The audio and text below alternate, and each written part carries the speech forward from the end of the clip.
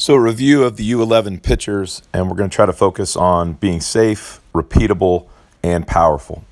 So, we'll go to our pitcher number 8.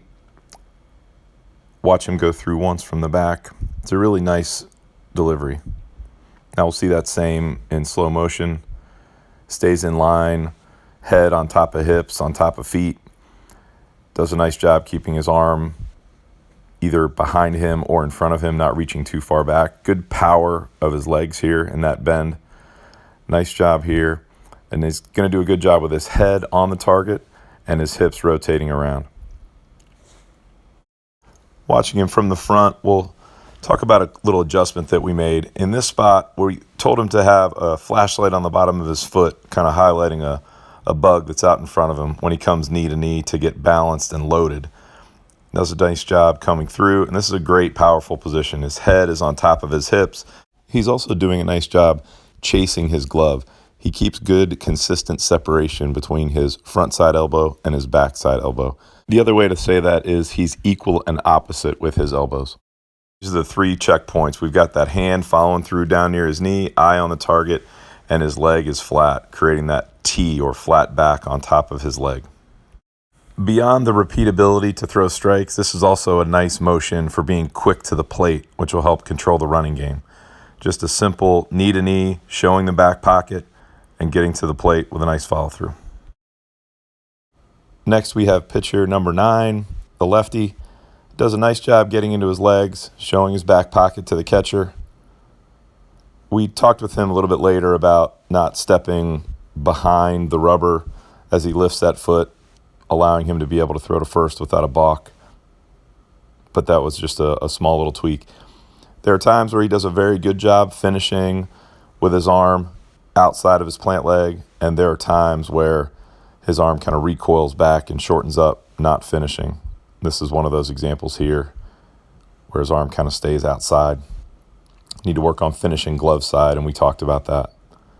So there's the leg coming behind the rubber. We made an adjustment to that, kind of coming knee to knee, so he wouldn't be in a position to balk when he makes a move to first.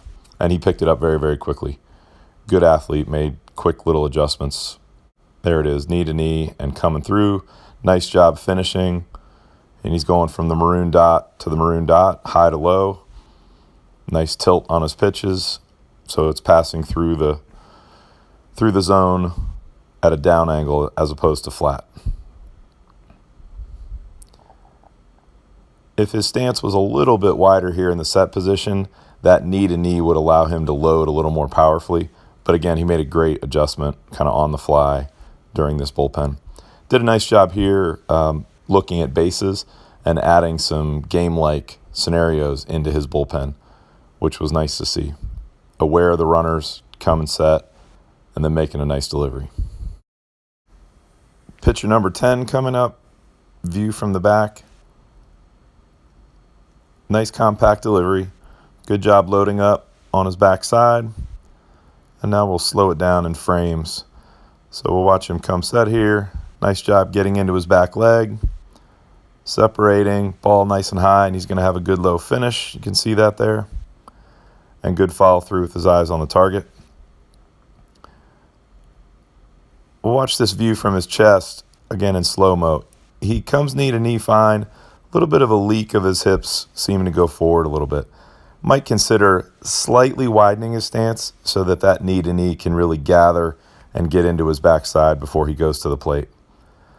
The really, really nice thing here, backside strength, getting into his legs there, and then the nice low finish of his arm, again throwing from high to low.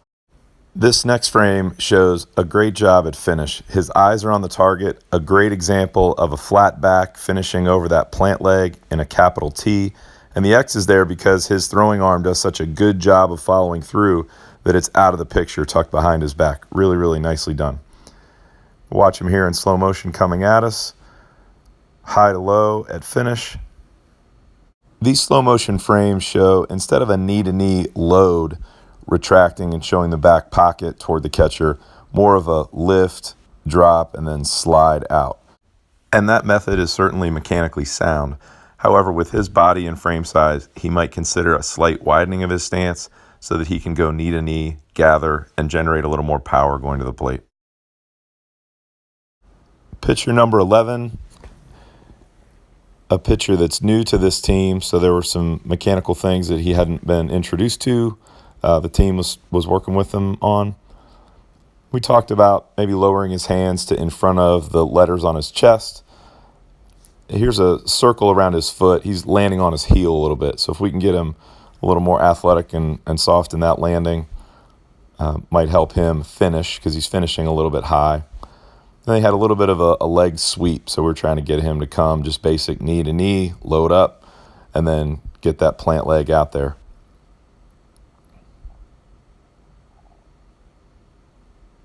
There it is, knee to knee, and then getting it out there, and then if we can just finish high to low from this point, because he's standing up a little bit at the end. But just a great young guy in terms of coachability, doing a really nice job absorbing all the information that folks are throwing at him. And, yeah, really, really nice job, especially with his teammates there in the background, handled it really well.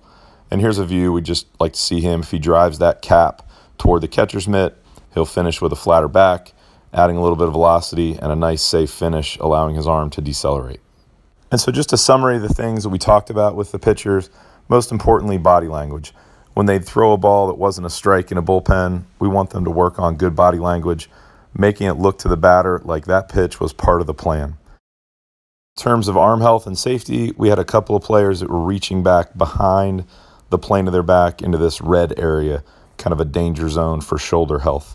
We want to avoid that.